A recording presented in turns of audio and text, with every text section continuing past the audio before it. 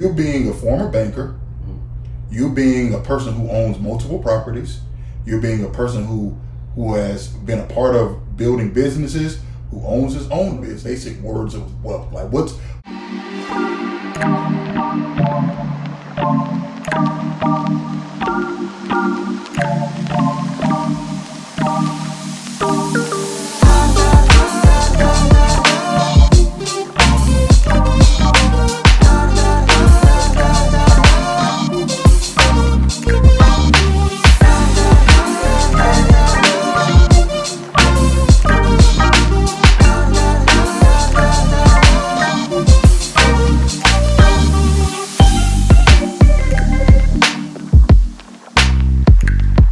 family, what's going on? This is Virgil Johnson from Infrastructure of a Man, and I'm here with Sean Franklin today. And today we're going to do a video titled The Language of Wealth. And I'm going to have Sean Franklin here, who is going to give a little backdrop about himself. He's going to tell you about him. He has a great background in the wealth sector. So he's going to give a little backdrop about himself, and then we're going to get into this message about the language of wealth from someone who is wealthy, and then from someone who is starting on the path of wealth. Sean is wealthy. Virgil Johnson is starting on the path of wealth. All right. I disagree. He's wealthy enough. He's wealthier than me. So that's how we're going to do that. There's many things. So as he mentioned, I'm Sean Franklin. I've known this guy here for a long time. We actually met back in high school, I think in 10th grade, at a little private school, local. Played basketball together. Graduated high school. We ended up linking up back again in college, and we were broke, and we couldn't get jobs. Now, mind you, this was at the time of the economic downturn, 2007, 2008. We graduated back, around that time, and we couldn't get jobs anywhere. So much so to the point, like, I remember this story, and I tell it quite often, where he and I walked into the local waste management, right, the trash collectors, and applied to be garbage man, and did not get jobs as garbage man. And that to me was just like, and I didn't even have money for lunch, so he spotted me my lunch money on that day. Yeah. And so since then, life has been interesting. I was able to, I ended up getting a job at a call center where I learned how to interact with people, how to talk on the phone. Overcoming objections. So it's funny, these little crappy jobs that you might have you'll learn something that you can take with you. So got a job at the call center, did very well there, and then I was there for about 2 years, and then fell into banking, and I worked in retail banking, right, in a branch environment for about 10 years. Learned a ton while I was there. Left that retail banking space. Well, while I was in the retail banking space, learned a ton about financial success.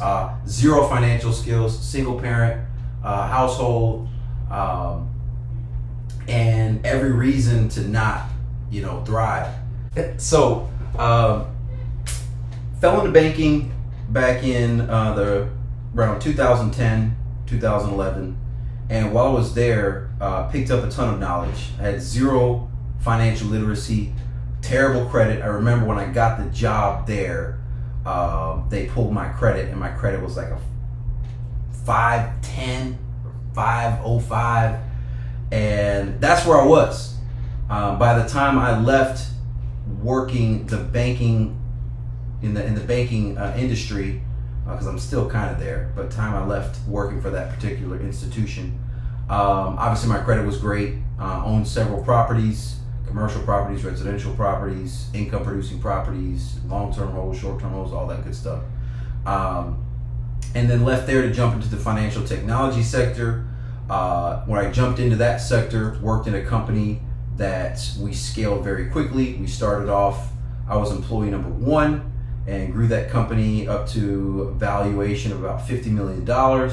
Left that company, took some time off, and now have my own company that I'm growing now with a business partner of mine. It's been a tremendous journey to get me to this point here, picking up things all along the way, and you kind of, working in finance really gave me a leg up because I got to see people's accounts. I got to see how, you know, different people from different walks of life manage their money. And it wasn't a big box bank. I worked at a credit union, right? A moderately sized credit union. And so I saw, you know, the folks who work for the city, the folks who work for waste management, down to the folks who were executive and senior management at these big companies that made, you know, had 7-figure paychecks. So I got to pick up all the ways that these people learned and how they handle their finances and learned how to communicate with these people. So hopefully, you know, able to help shed some light. Absolutely. So I want to, real quick before we move forward, one of the things that Sean said that is very interesting that I wanted you all to catch, and if you didn't catch it, go back and rewind the video and go back and catch it. When Sean was talking about his experience and working at the call center, he said he learned a lot of skills. And he said a lot of times we get these crap jobs. One of the foundational steps of being wealthy is your work ethic and your habits. How you do anything is how you're going to do everything. Yep. In the book of Ecclesiastes, it says, whatever your hand finds to do it with all your might. Here's the thing when it comes to success, and I had to learn this. And for majority of my 20s, I thought success was a light switch. I can just switch it on and off when I needed to. And that's because when I was younger, I had built bad habits of switching on and off my work ethic. I thought I can be, you know, good at the things that I liked and not really good at the things that I didn't like, but I was building those habits. But the thing is, when you're doing things to become wealthy, your success switch has to stay on in everything that you do in your life. You can't just only be successful in one part of your life, because what's going to happen is that everything that comes with success, it's not all roses or gumdrops. It's not all things you're going to enjoy. Yep. So if you don't build a habit of putting forth your greatest effort in the things you don't enjoy outside of wealth, when it comes to the things that you don't enjoy inside of wealth, you're gonna exercise those same habits that you've created. So the first thing Sean said was when he was working at the call center, he learned different skill sets. So most people are, I'm gonna quit this job, it's da-da-da-da-da. You're at that job for a reason. So while you are at that job, don't look at it like, this job is not what I need, or this job is da-da-da. Instead, look at it as, what can I learn from this job that's going to translate into where it is that I'm trying to go? So even if you're a secretary and you're making $30,000 a year, but your goal is to go and be a 7-8 figure beautician, or have your own hair company, using an example, maybe you want to have your own trucking company, another example. Instead of saying, I only make $30,000 as a secretary, I got to get away from this. No, what skills am I utilizing and learning as a secretary that I could transition or transfer to the business that I want to do? Clerical is one of those skills. So if you're a secretary making $25,000, $30,000, you want to make sure that you are maximizing your ability to perform the clerical duties, because you're going to have to also do those things as well. Your data entry, make sure your data entry is on point, because if you just hot dogging it, doing your data entry on your job now because it's not your passion, when you get your business, you're going to hot dog your data entry in. But then it's gonna come back and bite you, because that's gonna be you. So do everything that your hand finds to do, whether you like it or not. Do it with all of your might, so that way you can transfer it to something that you want to do once you get down that line. So I want y'all to make sure y'all catch that, what Sean said. The first thing is taking those skills that you're learning from something that's not what you want to do, and then transferring it to what you want to do. A spirit of quality and excellence, my mom used to say. Yes. And I got that job at the call center. I was terrified of actually cold calling people. Got pretty good at it and wanted to be the best at it. It became easy for me. And, you know, I didn't realize it at the time, but I was calling people from all walks of life to try to sell them a product. You know, you're figuring out a way to overcome objections. You're learning how to sell on the spot, which is important You know, and the reason why selling is important, and I learned this because me and Sean worked at the same call center. Sean was the one that got me the interview when I got back home from college. I got a referral fee for that. Yep, he's the one that got me the interview. Yep. But the reason why you want to learn how to sell is because no matter what business you go and create, you're always in the business of selling yourself. Yep. People do not buy your services. People do not buy your products. They buy you. Yep. They buy the experience that they have with you. So if you don't give them a good experience, then they're not going to buy whatever it is that you're trying to sell them. Because they really, at the end of the day, majority of the things that's it, like everything can help somebody, and then there's a lot of things that aren't a help to anybody. Yep. But people are going to buy your personality, and they're going to buy the time that they spent with you. That's what they're rewarding you for. Yes, the product that you have may help them, may work for them, but they're more so purchasing that connection they have with you.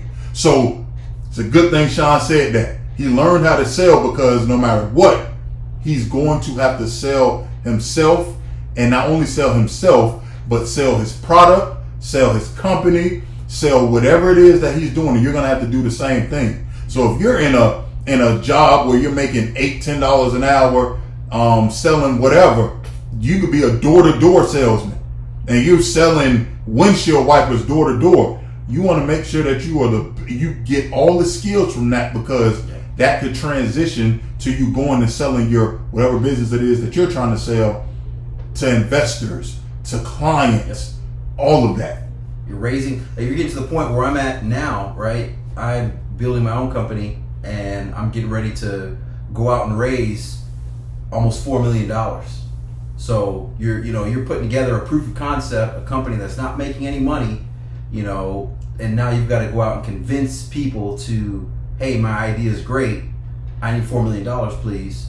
That translates. So those early skills that I picked up there, you could have you pick up really anywhere, right? Mm-hmm. In any job, you're always selling. Whether you're selling your boss on a reason why you need a raise, you're selling that person. Mm-hmm. You want time off, you're selling your boss on a reason why you need time off. So it's that never goes away. And I didn't realize that skill set that I picked up there, and that $10 an hour call center job took me to the next level in retail banking and finance.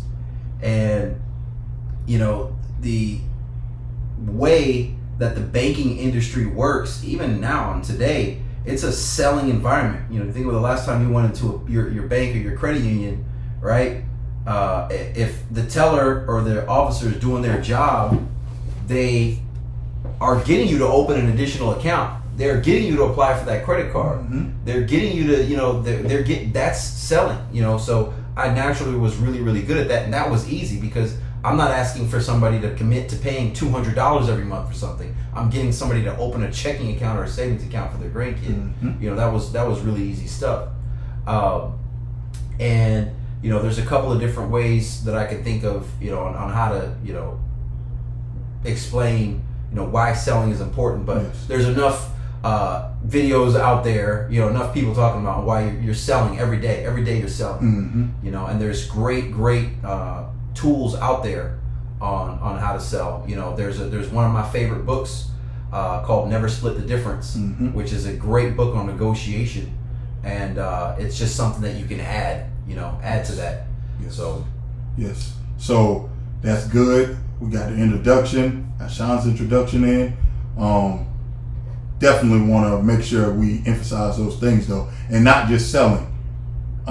Many different skill sets, many different things which are called soft skills. Yep. Many soft skills that you pick up from doing things that you may not necessarily like to do, but you need it to go to the next level. If you don't, you're going to continue to be stuck at that last level. So I want to go real quick. We throw around this word wealthy, we throw around the word rich. I want to go into the etymology of the words, the origin of the word. So I have the etymology of these words here. Now I got these from etyonline.com. It's Etymology Online Dictionary. You have many different etymology dictionaries, but this is the one that I like to use. So the first word that we have here, the title of the podcast, title of the video is The Language of Wealth. So the first definition that I want to give here is the definition of wealth. And y'all excuse my handwriting, it's a little sloppy. The first word we have here is wealth. First word I want to define is wealth. So wealth is happiness. Literally, the etymology, the origin of the word wealth is from the mid 13th century. It means happiness, also prosperity and abundance of possessions or riches, from the Middle English word well, which means well-being. Now, one of the words that we also like to throw around a lot is the word rich or riches. So I'm going to give the etymology of the word riches. So riches are valued possessions, money, property, abundance of means, a state of having larger or valuable possessions. Modified from riches, circa 1200, a singular form misunderstood as a plural from Old French riches, which is wealth, opulence, splendor, magnificence. So the word rich isn't just talking about money when it comes to rich. It's talking about an abundance of means, a state of having large or valuable possessions, property, money, but then wealth is happiness. So wealth is happiness, and there's also an abundance of possessions or riches. So basically wealth, if we boil it all the way down, is a possession of abundance of means, states of having, valuable possessions, property, money, etc., magnificence. Wealth, an abundance of the possession of magnificence, property, possessions, and abundance of means. Wealth seems like happiness, and riches is stuff. Mm-hmm. That's that's a good breakdown of it. So so we got that there. So we need to know what it is that we're using and why we're using it, so that way we can be on the right terms in our mind. So that way our mind knows what exactly are we trying to accomplish. So when it comes to the language of wealth, we really want to talk about what's the difference, because you have your basic three levels. So you have your poverty, your middle class, and your wealthy. So there's a language that everyone speaks on each level that has them where they're at. Because before you have actions, you have thoughts that then turn into words, and then your words is what shapes your reality, and your reality is what you live in. So in order to get to the next level, the level of wealth, there's a certain language you have to talk, because as we know, the book of Proverbs tells us life and death are in the power of the tongue. So whatever language you're speaking, that's the language that's going to outline your reality. So if you want to be wealthy, you have to speak the language of wealth. If you're in poverty, it's because you're speaking poverty. You're not speaking the proper terminology. You're not speaking the proper things to bring into your life what it is that you want to bring in. So if we want to bring in wealth, this is what we have to do. We have to learn what language to speak. So, Sean, give us, you being a former banker, you being a person who owns multiple properties, you being a person who has been a part of building businesses, who owns his own business. One of the basic words of wealth, one word that you notice that all wealthy people across the board, what is one of the words they like to use? So it's interesting. There's a couple of ways that you can go with that. So there's some things that are verbal, and there's some things that are nonverbal. Mm-hmm. So some of the words that you know that come to mind is how. Right? Write that down. Is how. And they're not scared. They're not scared to ask you. You bring up something to them. They're gonna ask how. And the reason why I say how is they're not scared to ask a question that might make them look stupid. Right? It doesn't matter. The other thing, so that's like, I would say a verbal way that they might put some things. The other stuff I picked, I thought of a story while he was talking, is nonverbal, right? And I remember this guy, he was a really successful investment banker. and his name was Troy, and I was 3 months into working at the branch, right? I mean, very, very new. And this guy did a loan application for him, and I remember this guy made over $700,000 a year. And I'm looking at this guy's pay stubs that validate $700,000 a year. And I asked him, I was like, how did you get that good? How are you good at becoming an investment banker? He's like, I'm always selling. Not to take a step back, but I'm always selling. But he's like, it's not always verbal selling. It's sometimes nonverbal selling. And I'm like, what do you mean? And he's like, I relate to everybody I'm selling. And I'm like, well, I asked him, well, how do you relate? And he mentioned at that time, he came into my office, and I'm dressed in business casual. He came in, suit, tie, vest, the whole 9 yards, Rolex, all that stuff. And whenever he's speaking to a client, let's say he has a client that got a trucking company, right? The guy's not a suit and tie guy. That guy's a cowboy boots, right? Jeans, maybe a polo, maybe a t-shirt. So he relates to that person on a nonverbal level to where he shows up in a suit to sell this guy, and this guy is going to look at him differently because he doesn't feel like him. He doesn't look like him. He doesn't act like him. He needs to connect with him. So as he's talking to that person, he would start, he'd take his jacket off, right? He'd roll his, I do it naturally. He rolls his sleeves up, right? He might unbutton a button. He might loosen the tie up.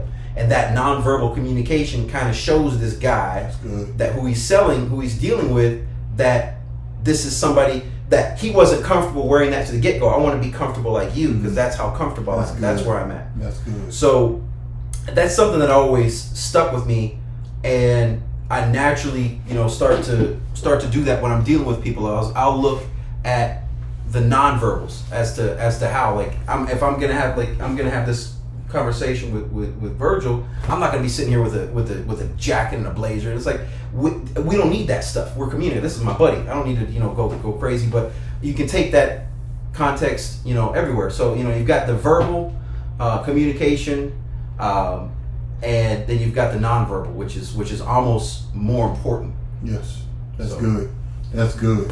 That's really good. And I want y'all to make sure y'all pay attention to what Sean is saying, because when you're going and you're around people, because as we saw, wealth isn't just money, it's resources as well. And one of the greatest quotes that you can live by as a person who's trying to move up to the next level of wealth is your network is your net worth. So the people that you are connected to are the people that can help you gain wealth. Yep. So if you are trying to, like Sean's trying to do, Sean's trying to get $4 million, raise $4 million for his business. Everyone that he can get money from isn't somebody who's buttoned up suit and tie. Some of these people are people who, let's just say, just throwing out an example, they may work on an oil rig. They don't never put on a suit and tie. But if Sean goes to them with a suit and tie on, they may have stigma. Mm-hmm. But if Sean goes in there and he takes his shirt off, rolls his sleeves up, unbutton his top button, he got him some cowboy boots, he'll be able to connect with them. So that's one of the ways that's a nonverbal, I like that, nonverbal communication for wealth. I want to touch on really quick a couple of words that each side uses in the thought process behind them. So I want to look at the words, and y'all can write this down. Y'all may not be able to see it, but I'm going to say it as I'm writing it, so that way it cues you to write it down as well. So we have spending. And y'all excuse my handwriting, it is a little sloppy. I was supposed to be a doctor, but that didn't work out for me. So I kept the handwriting, didn't keep the perfection. So we got spending, investing. That's good. When it comes to the language of wealth, most people who are middle class, not all middle class, but a lot of people who are middle class, especially those in poverty, they look at everything as how much I'm spending. But when it comes to people of wealth, and I'm saying this because I'm an individual who is striving to become wealthy, and I've studied other wealthy people. One of the main differences in their language is spending versus investing. That's a big fact. So with Sean, and Sean will tell you, Sean has multiple properties. Now, if someone who they haven't gotten up to that level yet, and you tell them, in order to get this property, we need $400,000. Somebody who's still in the poverty mindset is going to say, I'm going to have to spend $400,000 to get this house, whereas someone who is in the upper echelon, who's wealthy, who's moving to wealth, they're going to say, I'm investing $400,000 in this house. And I want you to understand the difference, because remember, life and death is in the power of the tongue. If I say spending, guess what's going to happen? I'm automatically thinking I'm losing something. Yep. And if I'm losing something, then I'm not going to put my all into it. But if I say investing, then I'm going to say, well, that means that if I put this in, there's a high probability that I'm going to get something back. If I know me doing something that's going to return something favorable to me, then I'm going to be more inclined to do that thing. So that's why your language is important. That's why the words that you speak are very important. Because if you say spending, you're going to feel like you're losing. But if you say investing, you know that eventually you're going to be gaining. So that's why it's very important to look at everything, not just speaking the words, but look at everything from this perspective. Am I spending or am I investing? So here's the thing when it comes to wealthy people as well, and I learned this from studying.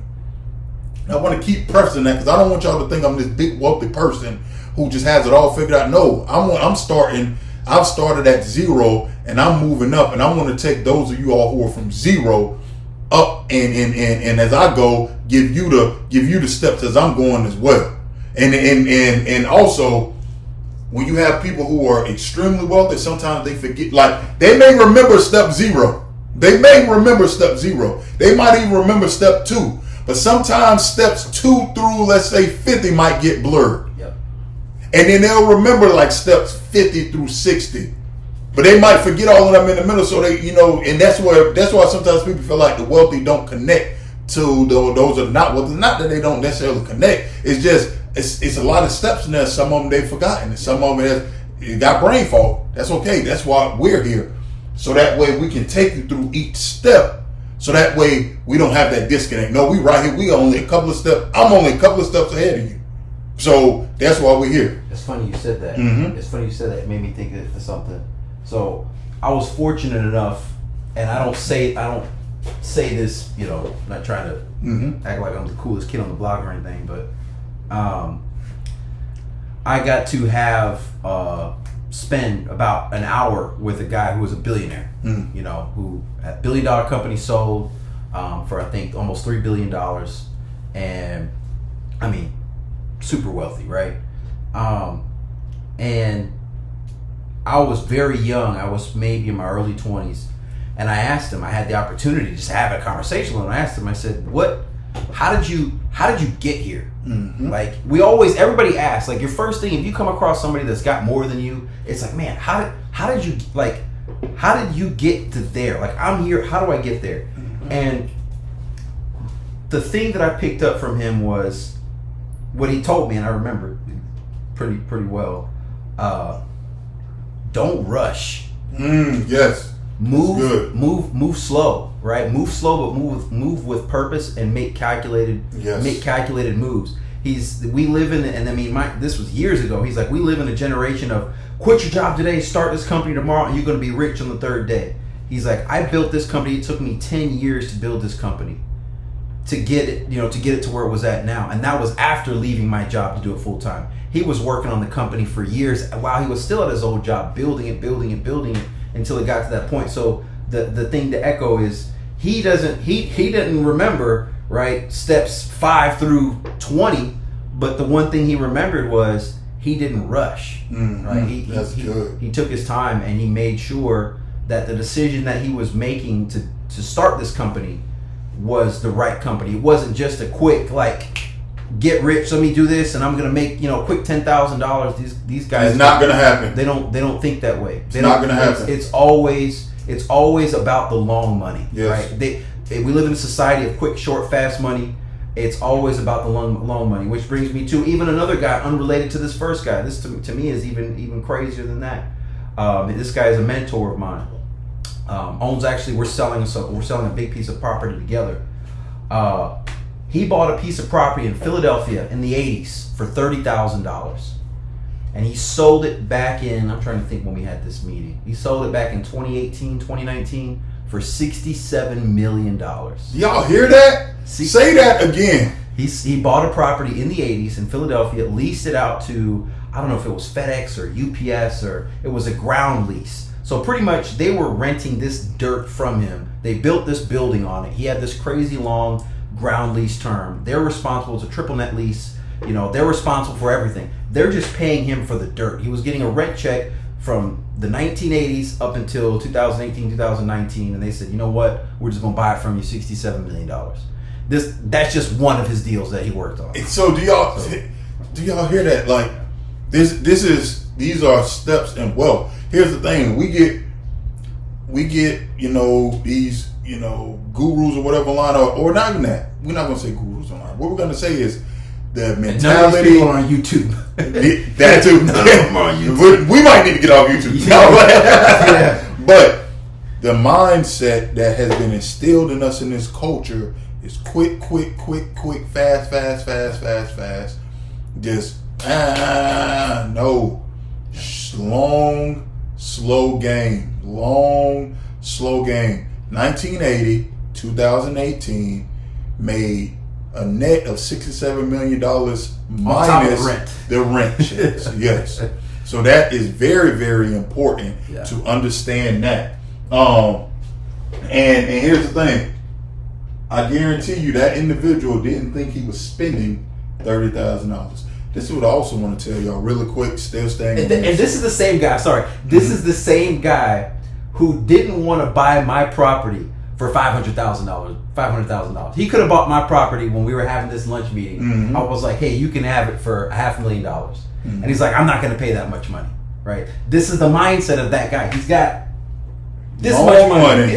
This much money, and he didn't want to buy it. He regrets that now because now, we're making some money, but yeah. So this is also, and I want to make sure we put this out here, and this is something that I learned. This is why it's important to understand what you're saying and know what it means. So when it comes to getting a property, let's just say I got this little monopoly house right here, and I have this money over here in the bank. The cost of this, let's just say, is $1 million. I have let's just say I got $2 million over here in the bank. Killing it. I got $2 million over in the bank. This property to get is $1 million. This is the mindset that you got to switch. You're investing. I go and I give them $1 million, right? Yep. $1 million. Do y'all realize you did not spend $1 million? You didn't. Yeah. You didn't spend that. Yes, your bank account says that you only have $1 million in it now, but guess what you just did? All you did was take $1 million out of your bank account and put it into this property. You never lost $1 million. That's why your mindset has to change. You didn't spend $1 million. You literally transferred. Yep. You transferred $1 million from a sitting bank account into the property over here. So now you have $1 million in your bank, and you have $1 million in this building. You transferred it from a depreciating asset to an area where that money's going to depreciate to an area where it's going to appreciate. Depreciating, write that down. A bank account is a depreciating asset, which means you're losing money by having money in it. And you do. If your bank is paying you high end, and we know they don't, high end 1% of your money, but inflation, they paying you 1% of your money a year. 9%, 8%. But inflation right now we just say average for inflation is 3%. But inflation right now is actually at 17.2%. Something stupid. Something crazy. Yeah. So you're losing if your money was sitting in the bank right now, you've lost 16.2% of your spending power. Now, yes, a year from now, your bank, if you got, let's just say you got $1 million sitting there, yes, they're going to say $1 million, but you're not going to be able to buy $1 million worth of stuff, the same $1 million worth of stuff next year that you will be this year. That's how it depreciates. So people think just because they don't see the number dropping, they're not losing money. You're losing money because the things in which you can buy are less. Yeah. Yep. That's how you're losing money. That's how inflation works, and that's how a depreciating asset works. It's still an asset. A bank account is still an asset, but it's a depreciating asset. Whereas a house is an appreciating asset, because no matter what, I'm sorry, let's not say no matter what. Majority of the time, the value of this house is going to go up, unless we have like a market crash or what's something else that might cause a property to value to go down. Market crash, market corrections. You know, typically the house values steadily climb. There's a correction. You know, but at the end of the day, you still own a physical thing. Yes. Right? Whether it's gold, whether it's silver, whether it's a house, it is a physical thing that there is going to be a need for. Yes. So that's the difference between a depreciating value, a depreciating asset, and an appreciating asset. So this is going back to that language of spending versus investing. You spend money on things that lose value. It's so funny. You invest money in things that gain value. Go ahead and go over with that idea. So, spending versus investing, right? So, I have a friend of mine. We had lunch last week, actually. He owns 30 properties or something like that, and multi-million. Pause right there. I need y'all to pay attention to Sean's stories. Sean has a lot. I need y'all to see this. And I had to learn this. Y'all ain't heard Sean say that he work. No, Sean is meeting with this person. He's meeting with that person. He's meeting with this person. But let society tell you, you got to be breaking your neck all day, every day to get ahead. No, Sean is ahead. And that's because it goes back to what we said. Your network is your net worth. Yeah. So Sean is spending more time here than he is here, and it's benefiting him. Yeah. So everyone makes money in their own way. I'm not knocking anyone's method of gaining wealth. But what I'm saying is, one of the languages of wealth is working smarter, working hard, but working smarter. So a lot of times you hear the adage, work smart, not hard. No, you still have to work hard. You need to work smarter while you're working hard. This is Sean's working smarter because he don't have to keep bumping his head against a brick wall. He's learning from these individuals. Continue with your story. So it's funny, you said that, and I think of a phrase when you said that. I don't know if you've read Rich Dad, Poor Dad. Yes. Right? Hold on, let's write that down. Here, because you have the language of the wealth is reading. Warren Buffett reads 6 hours a day or 500 pages a day. It's crazy. Warren Buffett is one of the richest men in the world. You are one of the poorest people and you can't find time to read.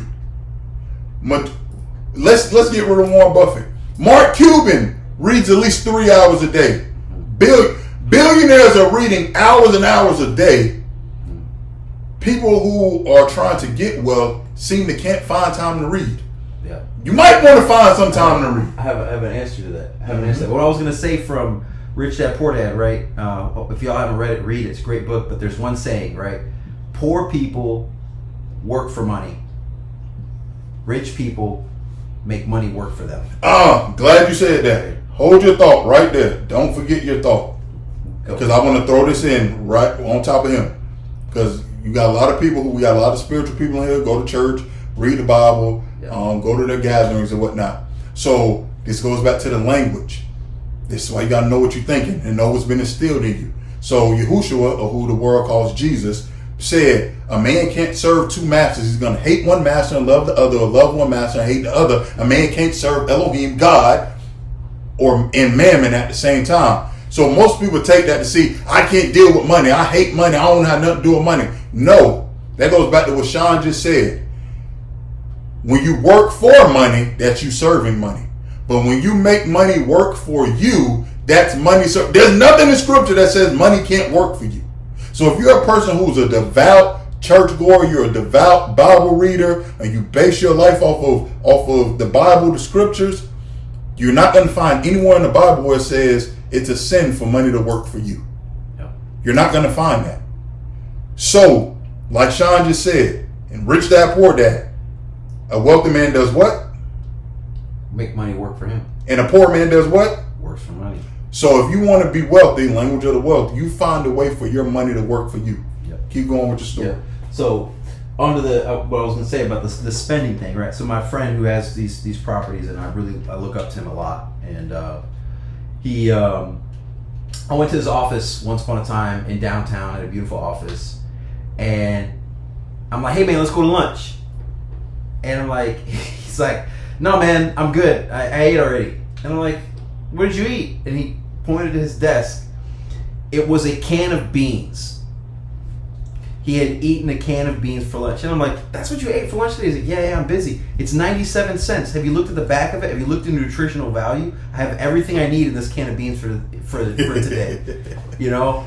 And I was like, man, you don't spend money. This is the same guy who, the last time he was like, probably assets probably worth like $10 million or something like that. You know, he's eating a 97 cent can of beans, driving a beat up Lincoln Aviator, right? Everywhere.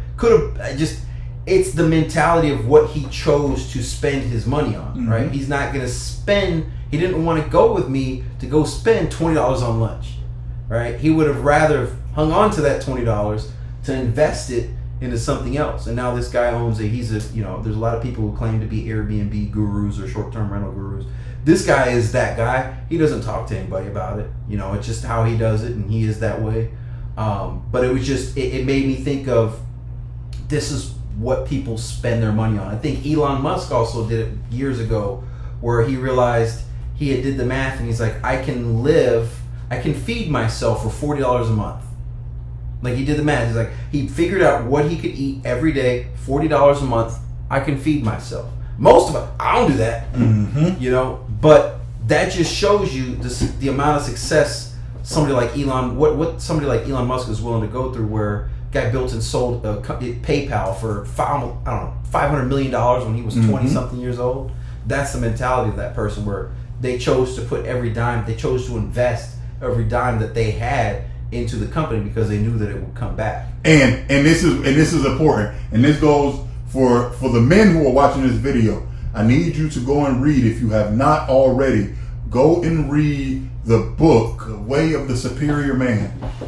Sean touched on something that was very important in that book. As a man, when you have a vision, you're laser locked in, and you don't allow things to take you back from that vision. And I learned, and this is one of the things I learned. So I started investing in specific dividend stocks.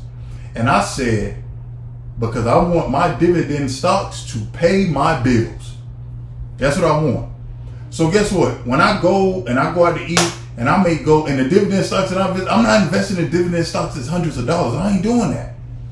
I'm like, let me get these dividend stocks that's, New York Mortgage Trust.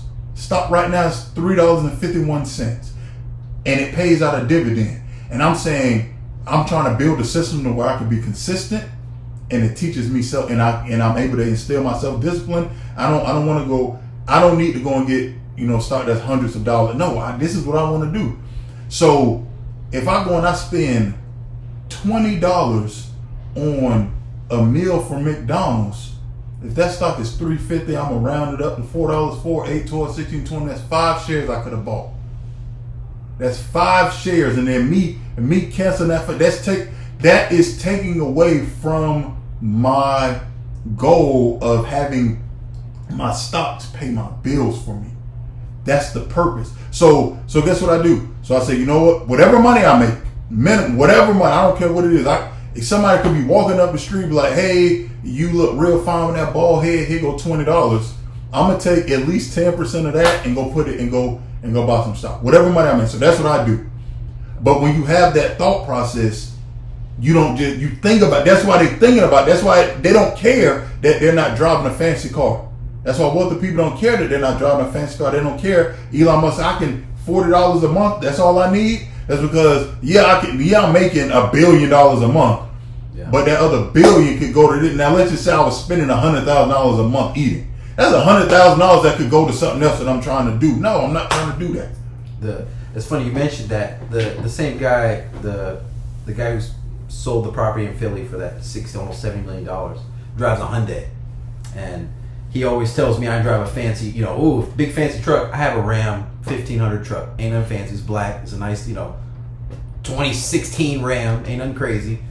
And to him, that's a big money truck. This guy drives a Hyundai. It's a different perspective on it. And one of the things I wanted to touch on, we were talking about reading books, right?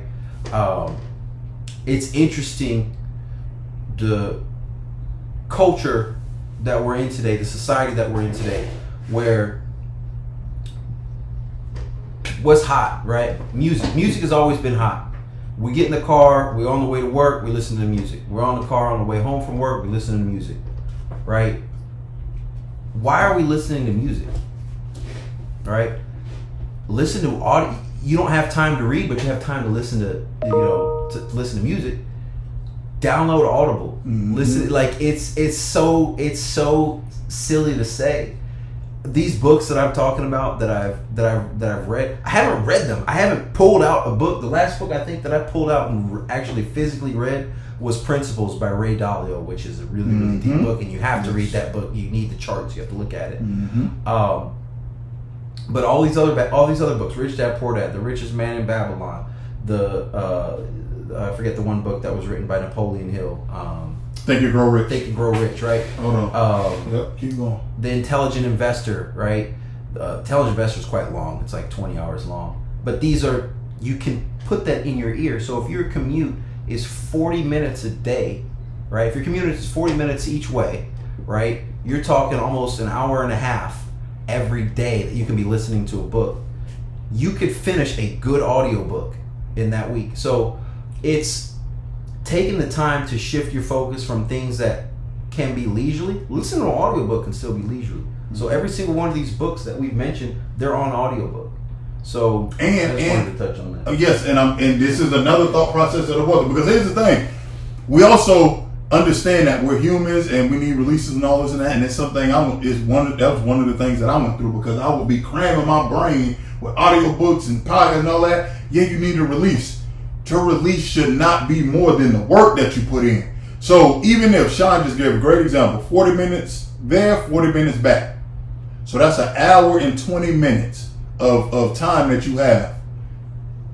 You can, all right, cool. You need to get yourself hyped for work or whatever. You're going to this place that you really don't feel like being there. You need to psych yourself out. Cool. I get it. We all have been there. Okay. Maybe you spend 30 of those minutes going. You spend 30 of those listening to an audiobook. And the other 10 minutes putting on the music that you need to psych yourself out.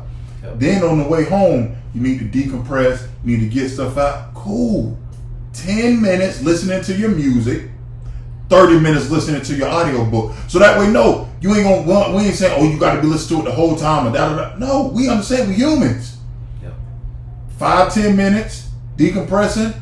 But guess what? Here's the thing. If you're listening to books and listening to podcasts and taking in information that relates to what it is that you want to do, that's going to re-energize you. And pretty soon, you're not even going to want to listen to music. Like as soon as you get I got to get back to this book, because this is going. Now I'm listening to, whatever. I'm listening to, like, for instance, me. I'm a professional public speaker, I'm listening to books on professional public speakers. So I go and I get back in the car. I don't care about the music. I just want to hear that, because that energizes me. That decompresses me from my day when I'm working and whatnot. Also, even if you do listen to music, here's the thing. Even if you do listen to music, listen to music that you're going to learn something from. So it's two artists that I listen to all the time, and they ain't paying me or nothing. But two artists I listen to: Nipsey Hussle and Money Man. I'm putting it out there. I used to try to cut out all rap music and do all that. It's in me. It is what it is. Was it something crazy? What's up? I just, for the record, we could go get my wife right now. I just started listening to Nipsey Hussle last week, and I fell into it. I think I saw something. I was like, man, let me listen to this song, and I was like, man, this is the music I should have been listening to. I should have been listening to this all these times. I've been listening to all these hype songs that really are about nothing, because sometimes you gotta listen to the hype stuff when you're working out. But listening to him in particular, I don't know about y'all, motivates me even more to build my business, and it's these, my brother says, garbage in, garbage out, right? What are you putting if you're putting garbage in your brain, you're listening to garbage is going to come out. If you're putting good stuff in, good stuff is going to come out. So that's something that, hey, if you're going to listen to some Nipsey, you're going to listen to some audiobooks, they're all things that you can pick up from, and the other thing is, surround yourself with like-minded people, right? Those people who are moving forward, right? You show me your friends and I'll show you yourself. Pause that before we go that far. Yeah. So going back, touching on the music aspect real quick, this is the language of the wealthy. Talking about the language of the wealthy. So what you put in is what you're going to reverberate, and this is what it's teaching you. So yeah, you want to listen to your music, cool. I listen to Money Man. Money Man last album, Blockchain. Great album to me. Some people may not like it. That's me.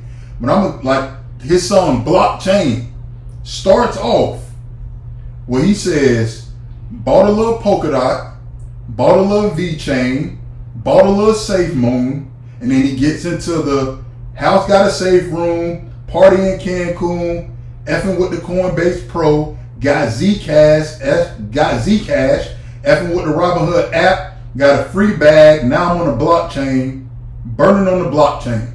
Now, to some people who don't understand that, what he just talking about, they're like, oh, he just saying some stuff. No, go research Polkadot, VeChain, SafeMoon. You go research those. Those are high quality cryptocurrencies that you put your money in, you're gonna make you some money. See, so I'm listening to music that's teaching me something. Like, what is VeChain? I go look it up. Oh, this is what I need to be investing in.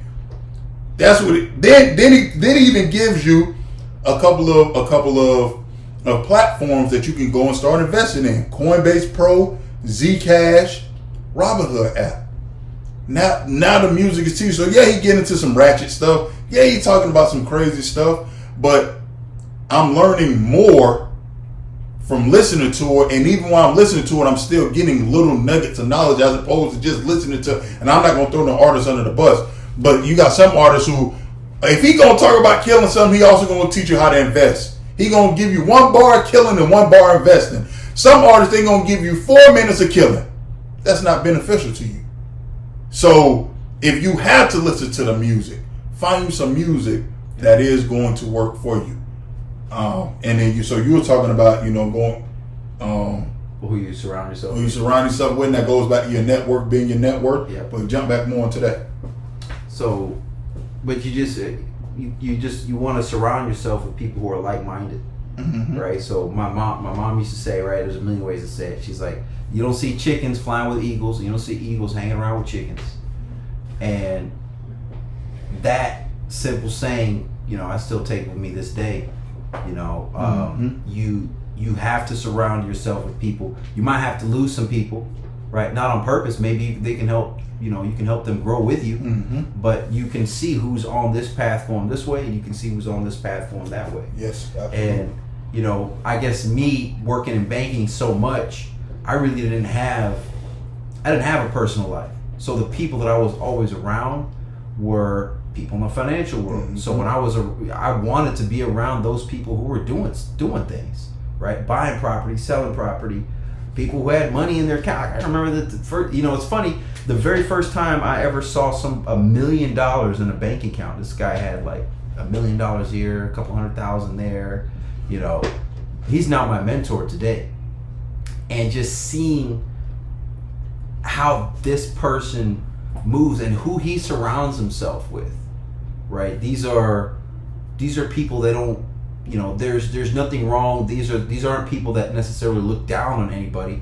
They're always trying to help bring people up, but who they surround themselves with on a consistent basis are people all within the same circle, that they're all moving in this, in one way or another, all moving upwards. Yes.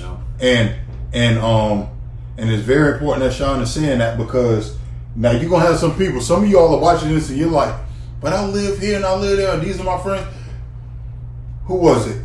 who was it? I think Jeff Bezos. I want to say it's Jeff Bezos. Don't quote me on that, but it's somebody who is a billionaire right now. They said at one point in time they didn't have any mentors that they could hang around, and the people that they were around weren't where they were trying to go to. So you know what they did? They started reading about the people that who they wanted to be like. So this is one of the things that I've recently found is a great hobby for me that I love.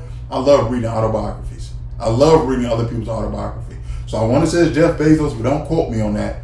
Said that he would go and read these works and books and articles and whatnot of these people who he wanted to surround himself with. And that's how he would surround himself with those people. So yeah, his friends at the time in person, he couldn't do nothing about that. Like, that's the circle he was in. But he started surrounding himself with the literature he was taking in for the people that he wanted to be like. And then he made that his circle. And then pretty soon he got to those people. So that is a good thing too. One of the things I want to touch on real quick when it comes to this, and this is how we starting off, financial goals. I wrote this down. You got to have financial goals. You have to have financial goals. So you have to know what is it that you want to do financially. Everybody wants to do something different. There's no cookie cutter way. I know people who they only want to invest in the stock market. There's some people who only want to invest in real estate. There's some people who only want to invest in crypto. You got some people who want to do a little bit of all. You got some people who are in vehicles and instruments that you've probably never heard of. You got some people who they want to do infinite banking. Like, there are many different ways, but you have to figure out what is your investment strategy and then go from there. So that's step one. Let's start making this practical, Sean. Step one, find an investment goal. Find an investment goal. That's step one.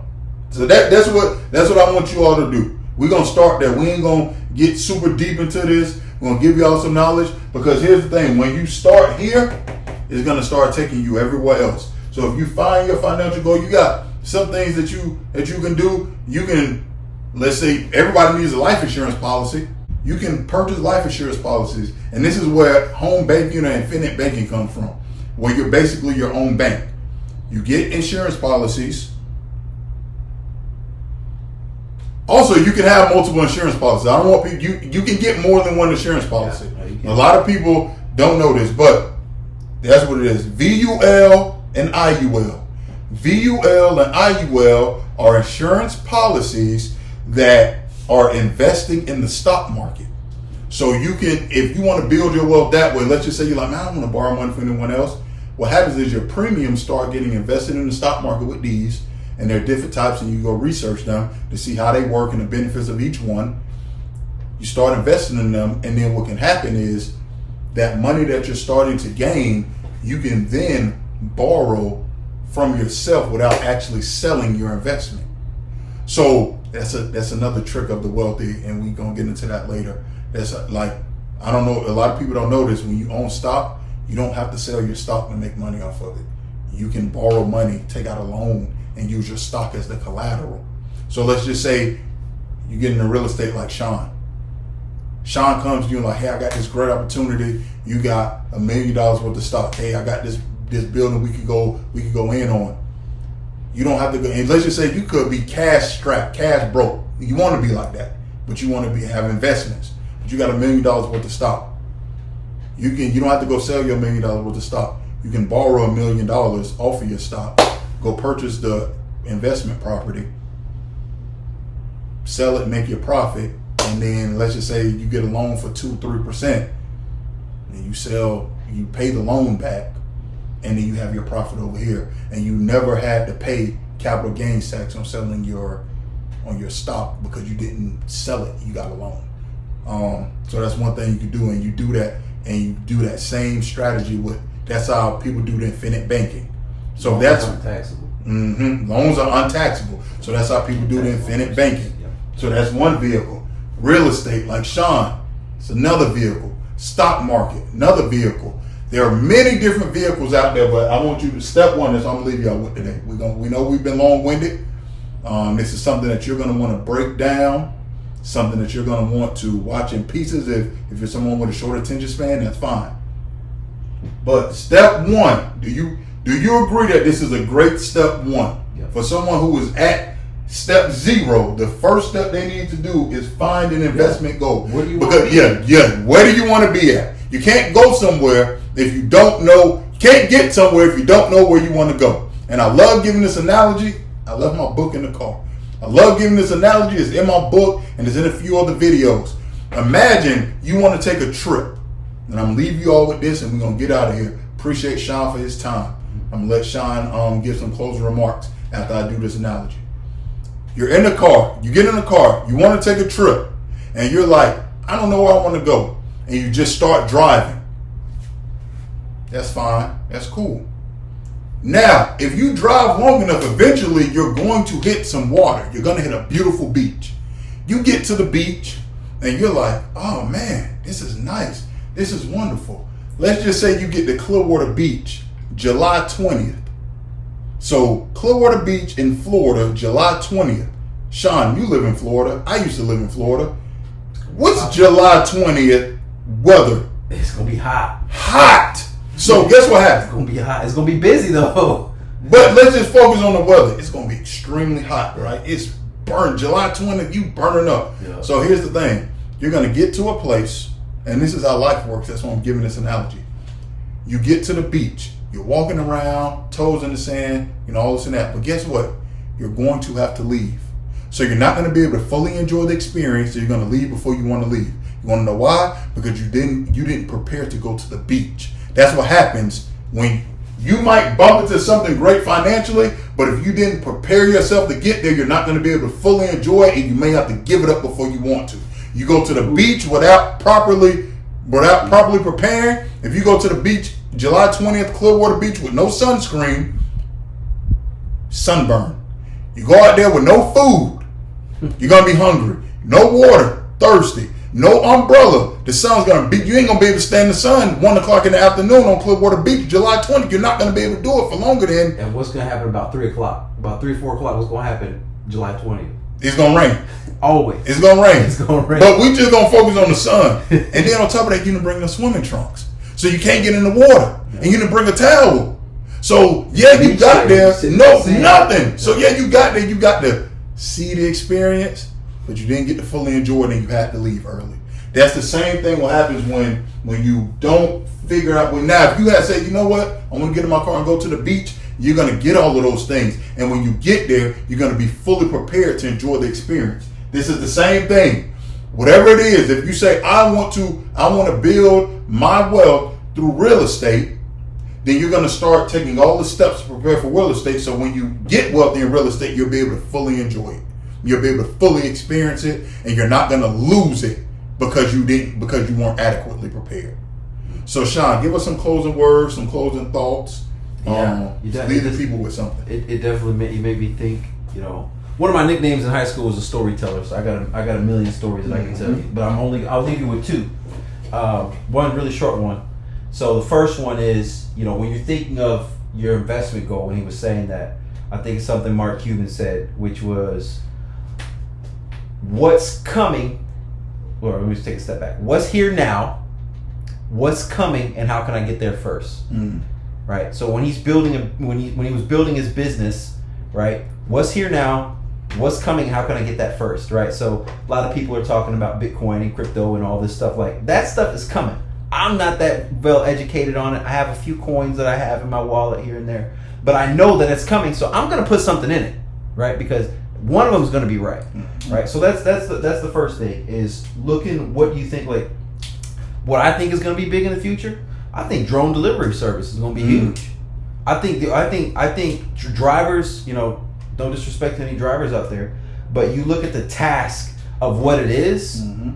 That can be replaced. Like we can code. My buddy and I, who we started our company from NASA, we can create an algorithm to get you from point A to point B. It's coming. Right, I have a drone right here. Right, there's a picture I saw where it says in 10 years, the helicopter pilot, the cameraman, and I forget who else, their job was taken. Right, so you think about those things. But the last one is probably a little bit more hits a little bit more close to home because I'm a real estate guy. I mean, I'm in tech right now and got my own tech company I'm working on. But I was fortunate enough to go to the Super Bowl when it was in Tampa, and it was a big event that was there. Met with a bunch of wealthy people, and one of them owns a number of properties in New York City. We're talking commercial buildings in New York City. And this little old man, he left me with something that kind of ties all of this together, right? At least not all of this, but the real estate pieces. I don't buy roofs. I don't buy bricks. I don't buy walls. I buy money. Mm. And when he said that, it clicked. Like it was a mind shift for me, or just a like.